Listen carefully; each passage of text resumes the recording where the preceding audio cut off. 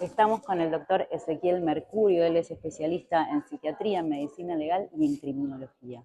¿Cómo estás, Ezequiel? Bien, muy bien. ¿Cómo andan ustedes? Bien. Bueno, hay muchas dudas en relación a la personalidad, pero sobre todo en relación a la psicopatía. Hoy parece que hay mucho diagnóstico de psicópata. ¿Esto es cierto?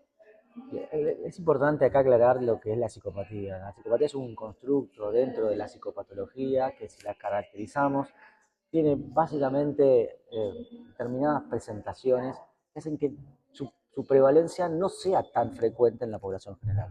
Se estima aproximadamente que el 1% de la población general tiene psicopatía, y si entramos dentro de la cárcel, muchas veces uno piensa, ahí voy a encontrar a todos psicópatas, pero lo que encontramos es un 15%. O sea, en la cárcel hay más psicópatas que fuera de ella, pero no todas las personas que están presas o que cometen delitos son psicópatas. Aproximadamente el 15% en estos casos, pero los que en general cometen o están relacionados con conductas delictivas tienen otros diagnósticos que tienen que ver con trastorno de la conducta antisocial. Algunas personas tienen también asociado a eso un trastorno límite de personalidad. Básicamente aquellos núcleos que tienen que ver muchas veces con desregulaciones a nivel de la impulsividad, el control emocional, que en muchos casos predispone a situaciones a veces de conductas violentas, o que puede predisponer sobre todo a lo que nosotros llamamos el trastorno antisocial, el desprecio por las normas y los derechos de los demás. Pero como para sacar una idea clara, aproximadamente en la cárcel el 15% tendría o cumpliría los criterios de psicopatía. Bien, y en la población general muchísimo menos. Muchísimo menos. Claro, porque ahora me parece que hay una, en las redes sociales, ¿no? En cuestiones de divulgación, esto es mucho que se habla del psicópata narcisista.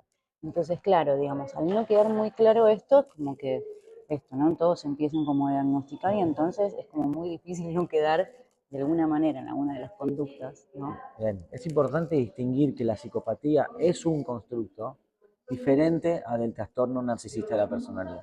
En psiquiatría, tener un trastorno narcisista de la personalidad, tener un trastorno antisocial, un trastorno límite, es algo distinto a tener un cuadro de psicopatía. El cuadro de psicopatía tiene básico o podría diagnosticarse en base a determinados factores, lo que tiene que ver con la falta de empatía, la falta de remordimiento, la falta de culpa, la falta de sensibilidad interpersonal, la incapacidad para aprender de la experiencia. Es un constructo clínico distinto a lo que nosotros llamábamos el narcisismo.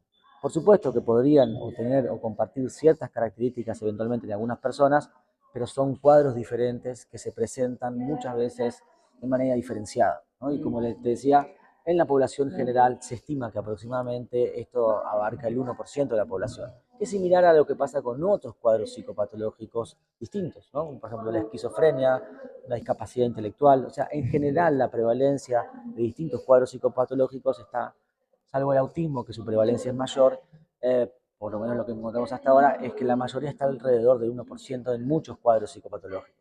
Claro.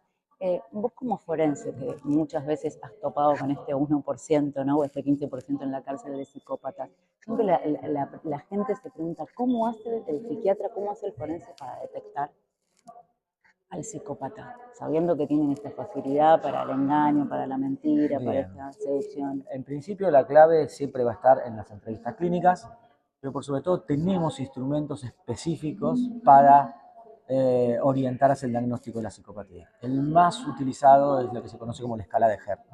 Herd es un psicólogo de origen canadiense que estudió mucho tiempo y sigue estudiando la psicopatía dentro de la cárcel, pero fíjate que él dice siempre algo muy interesante.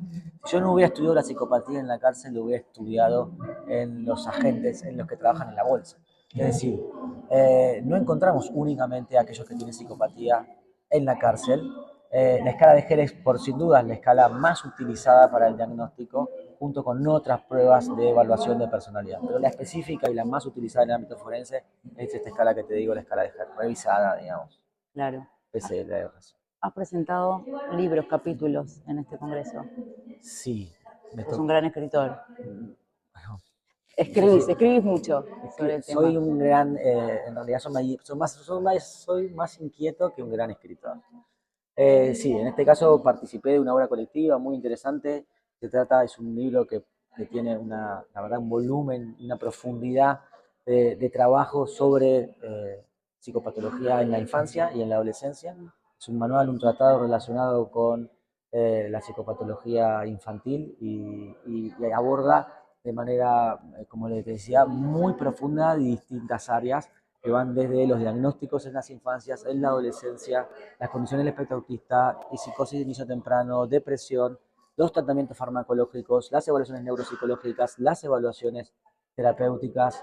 Es un abordaje muy amplio. Mi contribución humilde fue abordar los aspectos médico-legales de la psicopatología infantil, específicamente lo que tenía que ver con los cuadros de internación en niños, niñas y adolescentes, ¿no?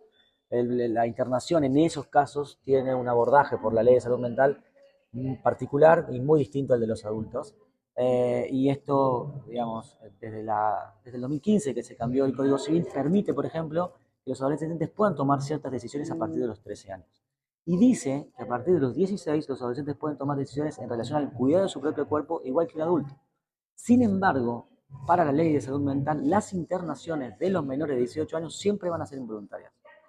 Y eso es un poco el abordaje de este capítulo. Lo que yo quería ahí transmitir es que la internación es una medida muy extrema, restrictiva de la libertad y que requiere de un nivel de salvaguardas muy superior, ¿sí? Y muy distinto a lo que pasa en otras situaciones de la vida social individual. Un niño o un adolescente puede votar a los 16 años, pero si va a estar internado a los 16 años, esa internación, aun aunque pueda tomar decisiones en salud en otros campos, en el ámbito de la internación en salud mental, tiene esta salvaguarda importante que es considerarlo una internación involuntaria. Estas salvaguardas hacen que todas las internaciones de los niños y los adolescentes estén judicializadas, tengan un abogado que los representa y tengan también la fiscalización del órgano de revisión. Es decir, es importante entender que en el caso de niños y adolescentes hay un deber de reforzar estos mecanismos de salvaguarda por lo que implica una internación en salud mental en esta edad, en esta etapa tan, que implica esta vulnerabilidad, ¿no? Por la propia edad que tienen estos niños. Así que mi capítulo abordó básicamente esto y tratar de alguna manera poder entender de cómo es posible que un niño pueda votar a los 16, tomar decisiones médicas a los 16, igual que un adulto, pero no pueda tomarse esa internación psiquiátrica como una internación voluntaria. Es un poco específico, pero para los que trabajan en el ámbito de la psicopatología infantil, me parece que era algo que les podía ayudar a entender estas, en principio, contradicciones que tienen los distintos estamentos legales, digamos. Y que se ven en el día a día y que los profesionales necesitamos también capacitaciones porque para resolver esas situaciones, ¿no? Sí, sí, tal cual. O sea, y lo que hacía falta también un libro, este gran libro que escribieron de manera colectiva, como desde de la psiquiatría infantil y cómo fue evolucionando también hasta ahora, ¿no? Exactamente, sí, este libro de consulta profundo exacto, sobre... la autora principal tiene, y todos los que escribieron tienen muchísima experiencia y se llevaron adelante un trabajo, digamos, muy importante. Y lo interesante es que está hecho también desde nuestra perspectiva, quiero decir, latinoamericana, argentina, local, en nuestro idioma. Esto hace que, en definitiva, tengamos una obra que habla sobre nuestros pacientes, ¿sí? Sobre nuestros pacientes, sobre nosotros, sobre las cosas que nos pasan a nosotros, sobre los recursos que tenemos nosotros, las limitaciones que podemos tener nosotros, los desafíos que tenemos nosotros. Nosotros estamos muy acostumbrados muchas veces a ver qué dicen en otros países, a leer en otros idiomas, pero bueno, esta obra aporta, y creo que ese gran aporte es, digo, son 700 páginas, lo que aporta es esa mirada desde autores argentinos, desde especialistas argentinos, conociendo la realidad argentina, conociendo los desafíos que tenemos nosotros, y creo que el que esté en español hace que seguro va a ser una obra muy requerida para aquellos que trabajan en ese campo. Bueno, felicitaciones. Gracias. Gracias. Ezequiel.